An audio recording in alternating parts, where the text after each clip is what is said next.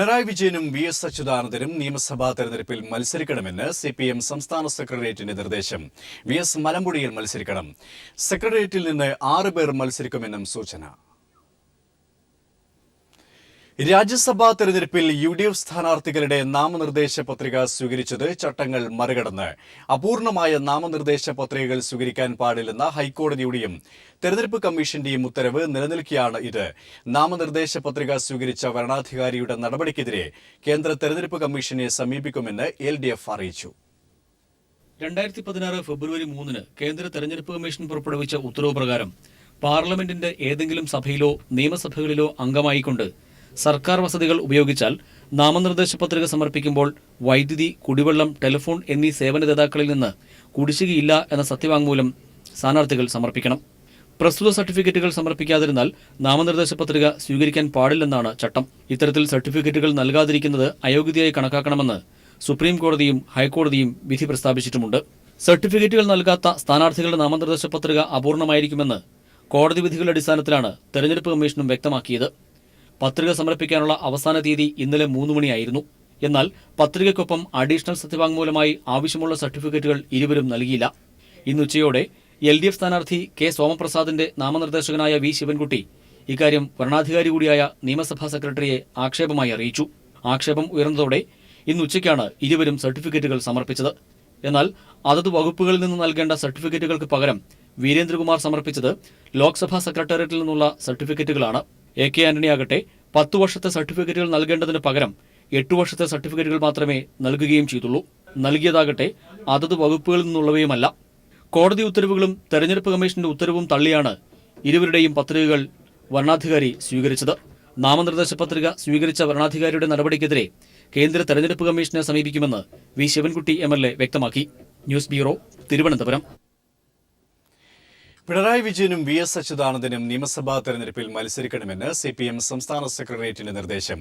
VS. മലമ്പുഴയിൽ മത്സരിക്കണം. സെക്രട്ടേറിയറ്റിൽ നിന്നും 6 പേർ മത്സരിക്കുമെന്നും സൂചന. റിപ്പോർട്ടിലേക്ക്. പ്രതിപക്ഷ നേതാവ് V.എസ്. അച്യുതാനന്ദനും പൊളിറ്റ് ബ്യൂറോ അംഗം പിണറായി വിജയനും തെരഞ്ഞെടുപ്പിൽ മത്സരിക്കണമെന്നാണ് സംസ്ഥാന സെക്രട്ടേറിയറ്റ് നിർദ്ദേശിച്ചത്. V.എസ്. മലമ്പുഴയിൽ തന്നെ ജനവിധി തേടണമെന്നും യോഗം നിർദ്ദേശിച്ചു. സെക്രട്ടേറിയറ്റിൽ നിന്ന് 6 പേർ മത്സരരംഗത്തുണ്ടാകുമെന്നാണ് സൂചന. സെക്രട്ടേറിയറ്റ് നിർദ്ദേശങ്ങൾ സംസ്ഥാന കമ്മിറ്റിയും ചർച്ച ചെയ്യും. 14 ജില്ലാ കമ്മിറ്റികൾ നൽകിയ സ്ഥാനാർത്ഥി പട്ടികയും സംസ്ഥാന കമ്മിറ്റിയുടെ പരിഗണനയ്ക്ക് വരും. ഒന്നിലേറെ സ്ഥാനാർത്ഥികളുടെ പേര് ഉൾപ്പെടുത്തിയിട്ടുള്ള മണ്ഡലങ്ങളിൽ വിജയസാധ്യത കൂടി പരിശോധിച്ചായിരിക്കും സംസ്ഥാന കമ്മിറ്റി തീരുമാനം കൈക്കൊള്ളുക. സംസ്ഥാന കമ്മിറ്റിയുടെ നിർദ്ദേശങ്ങൾ കൂടി ഉൾപ്പെടുത്തി പട്ടിക വീണ്ടും ജില്ലാ കമ്മിറ്റികൾക്ക് അയച്ചു നൽകും. ജില്ലാ കമ്മിറ്റിയുടെ അന്തിമ പരിശോധനയ്ക്ക് ശേഷം സംസ്ഥാന സെക്രട്ടേറിയറ്റ് 16 വീണ്ടും ചേർന്ന് സ്ഥാനാർത്ഥി പട്ടികയ്ക്ക് അന്തിമ രൂപം നൽകും. News bureau, Thiruvananthapuram. മന്ത്രി അനൂപ് ജേക്കബിനെതിരെ തുറന്നടിച്ച് പാർട്ടി ചെയർമാൻ ജോണി നെല്ലൂർ. അനൂപിന്റെ പക്വതയില്ലായ്മയും രാഷ്ട്രീയ പരിചയക്കുറവുമാണ് അങ്കമാലി സീറ്റ് നഷ്ടപ്പെടാനുള്ള കാരണമെന്നും UDF തന്നെ പന്തു തട്ടുകയാണെന്നും ജോണി നെല്ലൂർ പീപ്പിൾ TVയോട് പറഞ്ഞു. അങ്കമാലി സീറ്റ് സംബന്ധിച്ചു വന്ന വാർത്തകൾ നിഷേധിക്കാൻ പോലും അനൂപ് ജേക്കബ് തയ്യാറായില്ല. ഔഷധി ചെയർമാൻ സ്ഥാനം രാജിവെച്ചത് പാർട്ടി ഭാരവാഹികളോടെല്ലാം പറഞ്ഞിട്ടാണ്. മറിച്ച് അനൂപ് പറയുന്നത് അദ്ദേഹത്തിന്റെ ഓർമ്മക്കുറവാണ്. അങ്ങനെ അനാവശ്യമായ ഒരു വിവാദം ഒഴിവാക്കേണ്ടതായിരുന്നു. ഒരുപക്ഷെ മന്ത്രിയുടെ പക്വത കുറവുണ്ടാകാം, രാഷ്ട്രീയത്തിൽ വലിയ പരിചയവും അനുഭവ സമ്പത്തും ഇല്ലാത്തതുകൊണ്ടാകാം അങ്ങനെ കാര്യങ്ങൾ മനസ്സിലാക്കാതെ പ്രതികരിച്ചത്. അതോടൊപ്പം തന്നെ ഔഷധി ചെയർമാൻ സ്ഥാനം രാജിവെച്ചത് അദ്ദേഹത്തെ അറിയിച്ചില്ല. അത് അദ്ദേഹത്തിന്റെ ഓർമ്മക്കുറവുകൊണ്ട് പറയുന്നതാകാം. ഞാൻ നേരത്തെ തന്നെ പറഞ്ഞിരുന്നു. പാർട്ടിയെ വളർത്തിയെടുക്കുന്നതിലുള്ള തന്റെ പങ്ക് വലുതാണ്. അനൂപിന്റെ കീഴിൽ പാർട്ടിക്ക് വളരാൻ കഴിഞ്ഞിട്ടില്ല. സ്വന്തം മണ്ഡലത്തിൽ മാത്രമായിരുന്നു അദ്ദേഹത്തിന് ശ്രദ്ധ. പാർട്ടിക്ക് വേണ്ടി കൂടുതൽ സീറ്റ് ചോദിച്ചു വാങ്ങാൻ പോലും അനൂപിനെ കഴിഞ്ഞില്ല. തന്നെ UDF പന്ത് തട്ടുകയായിരുന്നുവെന്നും ജോണി നെല്ലൂർ കുറ്റപ്പെടുത്തി. അദ്ദേഹത്തിന്റെ ഒരു അനുഭവ സമ്പത്തിന്റെ കുറവാകാം. എന്തെങ്കിലുമൊക്കെ ഇനി ശക്തമായി പറഞ്ഞാൽ അത് അദ്ദേഹത്തിന് ക്ഷീണം ഉണ്ടാക്കുമോ, UDF പിണങ്ങുമോ എന്നൊക്കെയുള്ള ചിന്തയാകാം അദ്ദേഹത്തെ നയിക്കുന്നത്. അതിശക്തമായി ആവശ്യപ്പെടേണ്ട കാര്യങ്ങൾ ആവശ്യപ്പെടാം. അതാണ് പാർട്ടിക്ക് വേണ്ടി ശബ്ദിക്കണം. പാർട്ടിയുടെ സ്ഥാപക നേതാക്കളിൽ ഇന്ന് താൻ മാത്രമാണുള്ളത്. പാർട്ടിയിൽ എതിരഭിപ്രായമുള്ളവർക്ക് പാർട്ടി വിട്ടു പോകാമെന്നും താൻ എവിടേക്കുമില്ലെന്നും ജോണി നെല്ലൂർ വ്യക്തമാക്കി. എന്റെ പാർട്ടിയുമായി മുന്നോട്ട്, എന്റെ പാർട്ടിയിലേക്ക് വന്നു ചേരാൻ ആഗ്രഹിക്കുന്നവർ മുഴുവൻ ഉൾക്കൊള്ളുക, താല്പര്യമില്ലാത്തവർക്ക് പുറത്തു പോകാം, അത്രേ ഉള്ളൂ. News bureau, Kochi. തെരഞ്ഞെടുപ്പിൽ BJP UDF ധാരണയ്ക്ക് നീക്കം. 17 മണ്ഡലങ്ങളിൽ BJP UDFനെ സഹായിച്ചേക്കും. പകരം 6 മണ്ഡലങ്ങളിൽ BJPക്ക് UDF സഹായമെന്നും സൂചന. നീക്കങ്ങൾക്ക് പിന്നിൽ ഉമ്മൻചാണ്ടിയുടെ ദൂതരെന്നും സൂചന. മുഖ്യമന്ത്രിയുടെ ദൂതന്മാർ ബി.ജെ.പി. നേതാക്കളെ കണ്ട് പ്രാഥമിക ചർച്ച നടത്തിയതായാണ് വിവരം. കഴിഞ്ഞ നിയമസഭാ തെരഞ്ഞെടുപ്പിൽ എൽ.ഡി.എഫ് കുറഞ്ഞ വോട്ടിന് വിജയിച്ച 17 മണ്ഡലങ്ങളിലാണ് മുഖ്യമന്ത്രിയുടെ സഹായ അഭ്യർത്ഥന. പകരം ബി.ജെ.പിക്ക് പ്രതീക്ഷയുള്ള നേമം, വട്ടിയൂർക്കാവ്, തിരുവനന്തപുരം, മഞ്ചേശ്വരം, കാസർഗോഡ് മണ്ഡലങ്ങളിൽ സഹായിക്കാമെന്നാണ് വാഗ്ദാനം.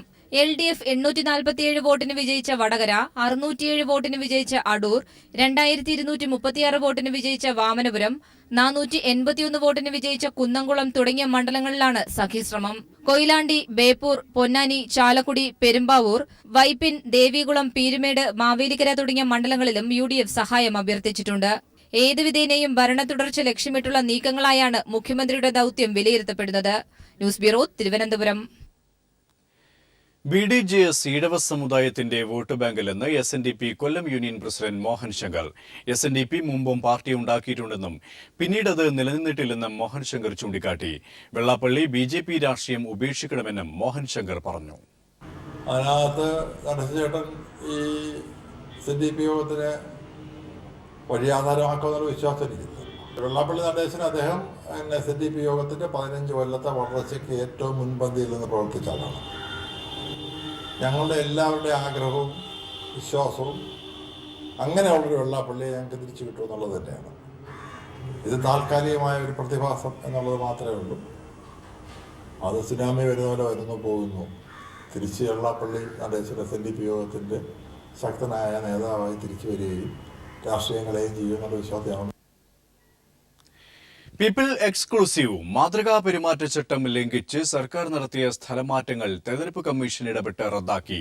പെരുമാറ്റച്ചട്ടം ലംഘിച്ച് സർക്കാർ സ്ഥലം മാറ്റിയത് 4 വകുപ്പുകളിലെ ജീവനക്കാരെയാണ്.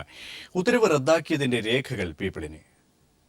ഈ മാസം 5-നാണ് കേന്ദ്ര തെരഞ്ഞെടുപ്പ് കമ്മീഷൻ തെരഞ്ഞെടുപ്പ് പ്രഖ്യാപിച്ചത്. അന്നു മുതൽ തന്നെ മാതൃകാ പെരുമാറ്റച്ചട്ടം സംസ്ഥാനത്ത് നിലവിൽ വന്നിരുന്നു. എന്നാൽ ഇതിനുശേഷവും സംസ്ഥാനത്തെ വിവിധ വകുപ്പുകളിൽ സ്ഥലമാറ്റം നടക്കുന്നതായാണ് മുഖ്യ തെരഞ്ഞെടുപ്പ് ഓഫീസർ കണ്ടെത്തിയിരിക്കുന്നത്. ഈ സാഹചര്യത്തിലാണ് മാതൃകാ പെരുമാറ്റച്ചട്ടം വന്നതിനു ശേഷമുള്ള എല്ലാ സ്ഥലമാറ്റവും ചീഫ് സെക്രട്ടറി തടഞ്ഞത്. എല്ലാ വകുപ്പുകളും സ്ഥാപനങ്ങളും മാതൃകാ പെരുമാറ്റച്ചട്ടം കൃത്യമായി പാലിക്കപ്പെടുന്നുണ്ടെന്ന് ഉറപ്പുവരുത്തണമെന്ന് ചീഫ് സെക്രട്ടറി ഉത്തരവിൽ പറയുന്നു. ഉത്തരവിന്റെ പകർപ്പ് പീപ്പിളിന് ലഭിച്ചു. സംസ്ഥാന തെരഞ്ഞെടുപ്പ് കമ്മീഷൻ സംസ്ഥാനത്തെ നിയമസഭാ തെരഞ്ഞെടുപ്പുമായി ബന്ധപ്പെട്ട് ഉദ്യോഗസ്ഥരെ സ്ഥലം മാറ്റുന്നത് സംബന്ധിച്ചുള്ള മാർഗനിർദ്ദേശങ്ങൾ പുറപ്പെടുവിച്ചിട്ടുണ്ട്. എന്നാൽ ഇതും മാതൃകാ പെരുമാറ്റച്ചട്ടവും ലംഘിച്ച് സംസ്ഥാന വൈദ്യുതി ബോർഡ്, ജല അതോറിറ്റി, തദ്ദേശ സ്വയംഭരണ സ്ഥാപനങ്ങൾ, ടൂറിസം വകുപ്പ് എന്നിവിടങ്ങളിൽ സ്ഥലമാറ്റം നടക്കുന്നതായാണ് മുഖ്യ തെരഞ്ഞെടുപ്പ് ഓഫീസർ കണ്ടെത്തിയിട്ടുള്ളത്. ഈ സാഹചര്യത്തിലാണ് ചീഫ് സെക്രട്ടറിയുടെ ഉത്തരവ്. ഇത് സർക്കാരിന്റെ കനത്ത തിരിച്ചടിയായിരിക്കുകയാണ്. സംസ്ഥാനത്തെ വിവിധ വകുപ്പുകളിൽ മാതൃകാ പെരുമാറ്റച്ചട്ടം ലംഘിച്ചുകൊണ്ട് ഇത്തരം സ്ഥലമാറ്റങ്ങൾ നടക്കുന്നതായി നേരത്തെ തന്നെ പ്രതിപക്ഷവും ഉന്നയിച്ചിരുന്നു. എസ് ഷീജ, തിരുവനന്തപുരം. മാധ്യമപ്രവർത്തക സിന്ധു സൂര്യകുമാറിനെ അധിക്ഷേപിച്ച് സംവിധായകൻ മേജർ രവി. സിന്ധു സൂര്യകുമാറിന്റെ മുഖത്ത് തുപ്പണമെന്നും അനുമതി ലഭിച്ചാൽ താൻ അത് ചെയ്യുമെന്നും മേജർ രവി പറഞ്ഞു.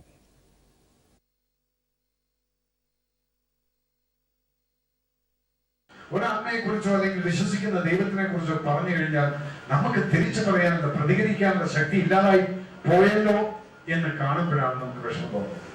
ഇതുപോലെ പറയുന്നതിനെ സപ്പോർട്ട് ചെയ്യാന്ന് പറയുന്ന സമയത്ത് സത്യം പറഞ്ഞ് ഞാൻ ആ സ്ത്രീയുടെ മുഖത്ത് ഞാൻ കാലിട്ടിട്ടുണ്ട്. വേറെ ഒന്നും ഞാൻ പറയാനില്ല. മേജർ രവി എന്ന വ്യക്തിക്ക് പെർമിഷൻ കൊടുക്കുകയാണെങ്കിൽ അതെത്രയും ഞാൻ ചെയ്യുന്നു. പട്ടികജാതി പട്ടികവർഗ വിഭാഗങ്ങൾക്ക് സ്ഥാനക്കയറ്റത്തിന് സംവരണം അവകാശമല്ലെന്ന് സുപ്രീംകോടതി. സംവരണം ഏർപ്പെടുത്താനുള്ള നയരൂപീകരണം കോടതിയുടെ പരിധിയിൽ വരില്ല.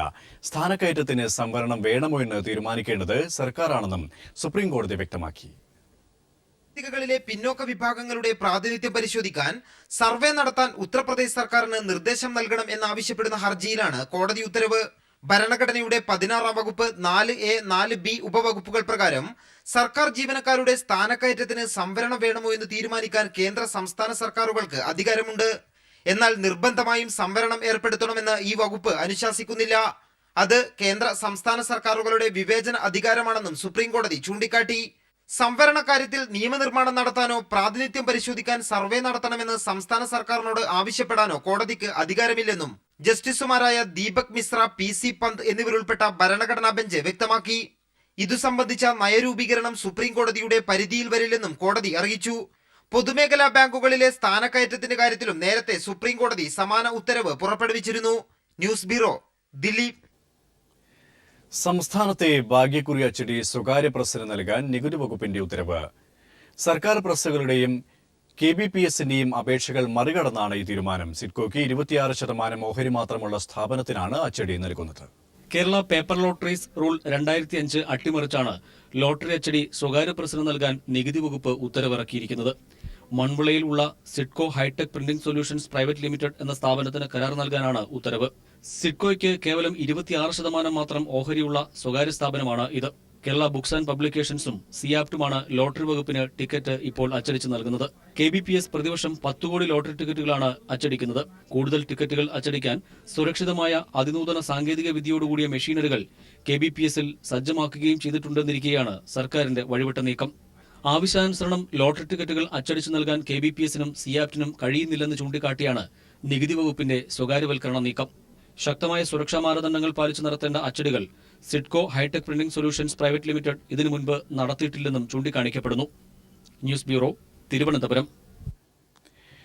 കേരള പ്രിന്റിംഗ് ആൻഡ് പബ്ലിക്കേഷൻസ് സൊസൈറ്റിയെയും സിയാപ്റ്റിനെയും ഒഴിവാക്കി സ്വകാര്യ കമ്പനിക്ക് സംസ്ഥാന ഭാഗ്യക്കുറി അച്ചടിക്കാൻ ഉത്തരവ് നൽകിയത് അഴിമതി ഉന്നം വെച്ചുള്ളതാണെന്ന് VS അച്യുതാനന്ദൻ. തെരഞ്ഞെടുപ്പ് പ്രഖ്യാപിച്ച ദിവസം തന്നെ സർക്കാർ ഉത്തരവ് പുറപ്പെടുവിച്ചത് KBPSന് സൗകര്യമുണ്ടെന്ന് അറിയിച്ചിട്ടും സ്വകാര്യ പ്രസ്സിന് അനുമതി നൽകിയ ഉത്തരവ് പിൻവലിക്കണമെന്നും അച്ചടി സർക്കാർ പ്രസ്സിൽ തന്നെ നിലനിർത്തണമെന്നും VS ആവശ്യപ്പെട്ടു. വേനൽ കടുക്കുന്നതോടെ സംസ്ഥാനം കടുത്ത വൈദ്യുതി ക്ഷാമത്തിലേക്ക് കൂപ്പുകുത്തുമെന്ന സൂചന. ഏറ്റവും വലിയ വൈദ്യുതി ഉൽപാദന കേന്ദ്രമായ ഇടുക്കി അണക്കെട്ടിലുള്ളത് 100 ദിവസത്തെ ഉൽപാദനത്തിനുള്ള വെള്ളം മാത്രമാണ്. വരുന്നാളുകളിലെ വൈദ്യുതി ഉപയോഗം കൂടുന്നതോടെ KSEB നേരിടുക അടുത്ത കാലത്തെങ്ങും നേരിടാത്ത പ്രതിസന്ധിയാകും. വേനൽ ശക്തമായതോടെ കേരളം 3 മാസത്തിനുള്ളിൽ ഇരുട്ടിലേക്ക് പോകുമെന്ന സൂചനയാണ് ഇടുക്കിയിലെ അണക്കെട്ടുകളിലെ ജലവിധാന കണക്കുകൾ വ്യക്തമാക്കുന്നത്. സംസ്ഥാനത്തെ ഏറ്റവും വലിയ വൈദ്യുതോൽപാദന കേന്ദ്രമായ ഇടുക്കി പദ്ധതിയുടെ ജലസംഭരണിയിൽ 100 ദിവസത്തേക്കുള്ള ഉൽപാദന ജലം മാത്രമാണുള്ളത്. വേനൽ മഴ കൃത്യമായി ലഭിച്ചില്ലെങ്കിൽ കടുത്ത വൈദ്യുതി പ്രതിസന്ധിയിലേക്ക് കേരളം കൂപ്പുകുത്തും. ഇടുക്കി അണക്കെട്ടിൽ ഇപ്പോൾ 901 ദശലക്ഷം യൂണിറ്റ് വൈദ്യുതി ഉൽപ്പാദിപ്പിക്കാനുള്ള ജലം മാത്രമാണുള്ളത്. 8.2 ദശലക്ഷം യൂണിറ്റ് ഉൽപാദനം എന്നുള്ളത് ഇപ്പോൾ 10 ദശലക്ഷം യൂണിറ്റാക്കി ഉയർത്തിയിട്ടുണ്ട്. മൂലമറ്റം പവർ ഹൌസിൽ ഉൽപാദനം കൂട്ടിയാൽ 3 മാസത്തേക്ക് ഉൽപ്പാദിപ്പിക്കാനുള്ള വെള്ളം മാത്രമേ അണക്കെട്ടിൽ ഉണ്ടാകൂ. ഇടുക്കി ഡാമിലെ ഇപ്പോഴത്തെ ജലനിരപ്പ് 2345.3 അടിയാണ്. കഴിഞ്ഞ വർഷത്തെ അപേക്ഷിച്ച് 18.42 അടി വെള്ളത്തിന്റെ കുറവാണ് ഉണ്ടായിരിക്കുന്നത്. വേനൽ കടുക്കുന്നതോടെ വൈദ്യുതി ഉപയോഗത്തിൽ കാര്യമായ വർധനവും ഉണ്ടാകുമെന്നത് KSEBയെ ആശങ്കയിലാക്കുന്നുണ്ട്. News bureau, Idukki. People exclusive വിവാദ മന്ത്രിസഭാ യോഗത്തിൽ ഭൂപരിധി ഇളവ് നൽകിയ സർക്കാർ ഉത്തരവ് പുറത്ത്. 1600 കോടിയുടെ പദ്ധതിക്ക് എറണാകുളം, തൃശൂർ ജില്ലകളിലായി 2 കമ്പനികൾക്കായി 127.85 ഏക്കർ ഭൂമിക്ക് റവന്യൂ വകുപ്പ് ഭൂപരിധിയിൽ ഇളവ് നൽകി ഉത്തരവിറക്കി. ഉത്തരവിന്റെ പകർപ്പ് പീപ്പിൾ TVക്ക് ലഭിച്ചു. ഭൂപരിഷ്കരണ നിയമം അട്ടിമറിക്കുന്ന ഉത്തരവുകൾ വിവാദങ്ങൾ സൃഷ്ടിക്കുന്ന പശ്ചാത്തലം വകവയ്ക്കാതെയാണ് റവന്യൂ വകുപ്പ് വീണ്ടും ഭൂപരിധിയിൽ ഇളവ് നൽകി ഉത്തരവിറക്കിയത്. സ്വകാര്യ മേഖലയിൽ ഹൈടെക് IT പാർക്കുകൾ സ്ഥാപിക്കുന്നതിന്റെ ഭാഗമായാണ് എറണാകുളം വടക്കൻ പറവൂർ പുത്തംവേലിക്കര വില്ലേജിൽ 95.44 ഏക്കർ ഭൂമിക്കും തൃശൂർ ജില്ലയിലെ മടത്തുംപടി വില്ലേജിലെ 32.41 ഏക്കർ സ്ഥലത്തിനും ഭൂപരിധിയിൽ ഇളവ് നൽകി ഉത്തരവിറക്കിയത്. തൃശൂരിൽ റംസ് എക്കോവേൾഡ് ഇൻഫ്രാസ്ട്രക്ചർ പ്രൈവറ്റ് ലിമിറ്റഡിനും എറണാകുളത്ത് Mercers agricultural property development private limited എന്ന സ്ഥാപനത്തിനുമാണ് ഭൂപരിധിയിൽ ഇളവ് നൽകിയിരിക്കുന്നത്. ഉത്തരവിന്റെ പകർപ്പ് പീപ്പിളിന് ലഭിച്ചു. ഈ മാസം 2-ാം തീയതിയാണ് ഇത് സംബന്ധിച്ച ഉത്തരവ് revenue principal secretary doctor Vishwas Mehta പുറത്തിറക്കിയത്. ഈ സർക്കാരിന്റെ അവസാന ഘട്ടത്തിൽ ഇറങ്ങിയ തണ്ണീർത്തട നെൽവയൽ സംരക്ഷണ നിയമ ഇളവുകളും ഭൂസംരക്ഷണ നിയമ ഇളവുകളും മന്ത്രിതലങ്ങളിൽ വലിയ അഴിമതിയുടെ ഭാഗമായാണ് പുറത്തിറങ്ങിയതെന്ന പ്രതിപക്ഷ ആക്ഷേപം നിലനിൽക്കുകയാണ് റവന്യൂ വകുപ്പ് വീണ്ടും പ്രസ്തുത വിഷയത്തിൽ ഉത്തരവുകൾ പുറത്തിറക്കിയിരിക്കുന്നത്. Leslie John, Idukki. യോഗ പരിശീലനത്തിന് മുസ്ലിം പരിശീലകർക്ക് കേന്ദ്ര സർക്കാരിന്റെ വിലക്ക്. ആയുഷ് വിഭാഗത്തിലെ യോഗ വിഭാഗത്തിലേക്ക് 3000-ലധികമുള്ള മുസ്ലിം അപേക്ഷകരിൽ ഒരാളെ പോലും പരിഗണിച്ചില്ല. സർക്കാർ നയമെന്ന് കേന്ദ്ര ആയുഷ് മന്ത്രാലയത്തിന്റെ വിവരാവകാശ രേഖ. കേന്ദ്ര സർക്കാരിന്റെ ആയുഷ് മന്ത്രാലയത്തിലേക്ക് മുസ്ലിങ്ങളെ പരിഗണിക്കേണ്ടതില്ലെന്നത് സർക്കാർ നയമെന്നാണ് മന്ത്രാലയം അറിയിച്ചത്. വിവരാവകാശ രേഖയിലാണ് ആയുഷ് മന്ത്രാലയം ഇക്കാര്യം വ്യക്തമാക്കിയത്. ആയുർവേദം, യോഗ, യുനാനി, സിദ്ധ, ഹോമിയോപ്പതി വിഭാഗങ്ങളിൽ മുസ്ലിങ്ങളെ പരിഗണിക്കരുതെന്നാണ് സർക്കാർ നയമെന്നും വിവരാവകാശ രേഖയിൽ വ്യക്തമാക്കി. യോഗ പരിശീലകരായി ഒരു മുസ്ലിം വിഭാഗക്കാരനെ പോലും പരിഗണിക്കാതിരുന്നത് ചോദ്യം ചെയ്ത് സമർപ്പിച്ച വിവരാവകാശ രേഖയിലാണ് സർക്കാർ മറുപടി. ആയുഷ് പദ്ധതിയിലെ യോഗ പരിശീലക തസ്തികയിലേക്ക് 3841 മുസ്ലിങ്ങൾ അപേക്ഷിച്ചിരുന്നു. എന്നാൽ ഒരപേക്ഷ പോലും സർക്കാർ സ്വീകരിച്ചില്ല. യോഗാ ദിനത്തോടനുബന്ധിച്ച് വിദേശ പരിശീലനത്തിനായും അപേക്ഷ ക്ഷണിച്ചു. 711 മുസ്ലിം വിഭാഗക്കാരാണ് അപേക്ഷിച്ചത്. എന്നാൽ ഇതിൽ നിന്നും ഒരാളെപ്പോലും ഇന്റർവ്യൂവിന് ക്ഷണിച്ചില്ല. സർക്കാർ നയപ്രകാരം മുസ്ലിങ്ങളെ പരിഗണിക്കരുതെന്നാണ് നിർദ്ദേശമെന്നും മന്ത്രാലയം വ്യക്തമാക്കി. യോഗ്യതകൾ മാനദണ്ഡമാക്കാതെ സമൂഹത്തെ വർഗീയവൽക്കരിക്കാനുള്ള കേന്ദ്ര സർക്കാർ നയമാണിതെന്ന് CPIM വിമർശിച്ചു. തീരുമാനം പിൻവലിച്ച് സർക്കാർ മാപ്പ് പറയണമെന്ന് കോൺഗ്രസ് ആവശ്യപ്പെട്ടു. അതേസമയം വിവരാവകാശ രേഖയെക്കുറിച്ച് അന്വേഷണ ശേഷം പ്രതികരിക്കാമെന്ന് ആയുഷ് മന്ത്രി ശ്രീപദ് പട്നായിക് പറഞ്ഞു. Manushankar, news bureau, Delhi. പാലക്കാട് BJPയിൽ പൊട്ടിത്തെറി. തെരഞ്ഞെടുപ്പ് കമ്മിറ്റി ഓഫീസ് ഉദ്ഘാടനത്തിൽ നിന്നും ശോഭാ സുരേന്ദ്രനെ ഒഴിവാക്കിയതിനെക്കുറിച്ച് സംസ്ഥാന ഘടകം ജില്ലാ ഘടകത്തോട് റിപ്പോർട്ട് ആവശ്യപ്പെട്ടു. വിഷയം ചർച്ച ചെയ്യാൻ അടിയന്തര തെരഞ്ഞെടുപ്പ് സമിതി യോഗം തിങ്കളാഴ്ച ചേരും. പാലക്കാട് നിയമസഭാ സീറ്റിൽ ശോഭാ സുരേന്ദ്രനെ സ്ഥാനാർത്ഥിയാക്കുന്നതിനെതിരെ ഒരു വിഭാഗം രംഗത്ത് വന്നത് ഗൗരവത്തോടെയാണ് BJP സംസ്ഥാന നേതൃത്വം കാണുന്നത്. കോർ കമ്മിറ്റി സ്ഥാനാർത്ഥിയായി തീരുമാനിച്ച ശോഭാ സുരേന്ദ്രൻ എത്തും മുമ്പ് ജില്ലാ തെരഞ്ഞെടുപ്പ് കമ്മിറ്റി ഓഫീസ് ഉദ്ഘാടനം നടത്തിയത് BJP സംസ്ഥാന നേതൃത്വത്തെ ഞെട്ടിച്ചിരുന്നു. തന്നെ ഒഴിവാക്കി ഓഫീസ് ഉദ്ഘാടനം നടത്തിയതിനെതിരെ ശോഭാ സുരേന്ദ്രൻ BJP നേതൃത്വത്തിന് പരാതി നൽകിയതായാണ് സൂചന. ഈ പശ്ചാത്തലത്തിലാണ് ജില്ലാ ഘടകത്തോട് വിശദീകരണം തേടാൻ സംസ്ഥാന നേതൃത്വം തീരുമാനിച്ചിരിക്കുന്നത്. നിലവിലെ സാഹചര്യം വിലയിരുത്താൻ നാളെ സംസ്ഥാന തെരഞ്ഞെടുപ്പ് സമിതി യോഗം അടിയന്തരമായി വിളിച്ചു ചേർക്കാനും തീരുമാനമായി. RSS പിന്തുണയോടെ പാലക്കാട് സീറ്റ് ഉറപ്പിച്ച ശോഭാ സുരേന്ദ്രനെതിരായ നീക്കത്തിൽ RSSനും കടുത്ത അതൃപ്തിയുണ്ട്. എന്നാൽ മണ്ഡലം കമ്മിറ്റി ഏകകണ്ഠമായി നിർദ്ദേശിച്ച സംസ്ഥാന സെക്രട്ടറി S കൃഷ്ണകുമാറിനെ വെട്ടിയതിലുള്ള അമർഷം പോകുകയാണ്. ശോഭാ സുരേന്ദ്രൻ സ്ഥാനാർത്ഥിയായി വന്നാൽ ഭാരവാഹിത്വം രാജിവെക്കുന്നതടക്കമുള്ള കടുത്ത തീരുമാനത്തിലേക്ക് പോകാനാണ് കൃഷ്ണകുമാർ അനുകൂലികളുടെ തീരുമാനം. News bureau, Palakkad. സ്പോർട്സ്.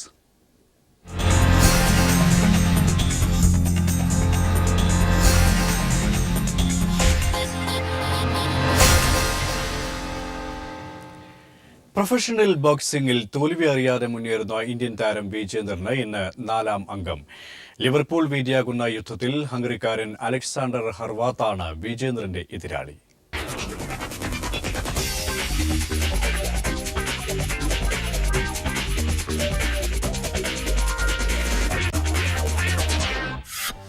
ലോക ബോക്സിംഗ് വേദിയിൽ ഇതൊരു സാധാരണ പോരാട്ടമാണെങ്കിലും ഇന്ത്യക്കാർക്ക് ഇതൊരു ഹെവി വെയ്റ്റ് പോരാട്ടം തന്നെയാണ്.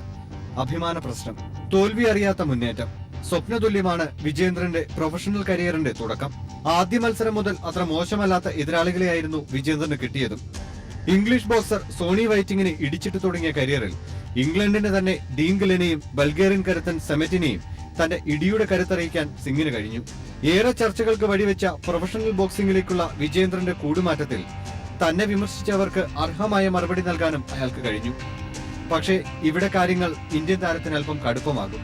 ബൾഗേറിയൻ താരം അലക്സാണ്ടർ ഹർവത്ത് വിജേന്ദ്രനേക്കാളും പരിചയസമ്പന്നൻ. 7 മത്സരങ്ങളിൽ 5 വിജയം, 31 റൗണ്ടുകൾ ഇടിച്ചു നിന്നിട്ടുണ്ട്. വിജേന്ദർ ഇക്കാര്യത്തിൽ ഏറെ പിന്നിലാണ്. വെറും 6 റൗണ്ടുകൾ മാത്രമാണ് വിജേന്ദ്രന്റെ പരിചയസമ്പന്നത. ഇതിലും ശ്രദ്ധേയമായ മറ്റൊന്നുകൂടി ഇന്നത്തെ മത്സരത്തിന് കൂട്ടുണ്ടാകും. കായികശേഷി വർദ്ധിപ്പിക്കാനായി അണലിയുടെ രക്തം കഴിച്ചാണ് അലക്സാണ്ടർ തയ്യാറെടുക്കുന്നതെന്നാണ് പുറത്തുവന്ന വാർത്തകൾ. എതിരാളികൾക്കെതിരെ കൃത്യമായ ഗെയിം പ്ലാൻ തയ്യാറാക്കാനും അലക്സാണ്ടറിന് അറിയാം. എന്നാൽ ഇതൊന്നും വിജേന്ദ്രനെ കുലുക്കാൻ മാത്രം പോരാ. തന്റെ പരമ്പരാഗത തയ്യാറെടുപ്പുകൾ മാത്രമാണ് തനിക്കുള്ളതെന്ന് വിജേന്ദ്ര അറിയിച്ചു. ജയിക്കാൻ മാത്രമാണ് താൻ ഇറങ്ങുന്നതെന്നും അലക്സാണ്ടർ രക്തമല്ല പാമ്പിന്റെ വിഷം ഉൾപ്പെടെ കുടിച്ചോട്ടെ എന്നും വിജേന്ദ്രന്റെ പരിഹാസവുമുണ്ട്. പക്ഷേ വിജേന്ദ്ര തന്റെ പരിശീലന സമയം ദിവസത്തിൽ 10 മണിക്കൂറായി വർദ്ധിപ്പിച്ചു എന്നാണ് കേൾക്കുന്നത്. മാത്രമല്ല തുടക്കമെങ്കിലും 30-കാരനായ വിജേന്ദ്രന്റെ നോക്കൌട്ട് പഞ്ചുകൾ ശ്രദ്ധേയമാണ്. മറുവശത്ത് ദിവസങ്ങളായി വിജേന്ദ്രന്റെ ബോക്സിംഗ് ക്ലിപ്പുകൾ സൂക്ഷ്മമായി പരിശോധിച്ചു വരികയാണ് എതിരാളി. തനിക്ക് കിട്ടിയതിൽ ഏറ്റവും ശക്തനായ എതിരാളിയാണ് വിജേന്ദ്ര എന്നാണ് അലക്സാണ്ടറുടെ കമന്റ്. Sports desk.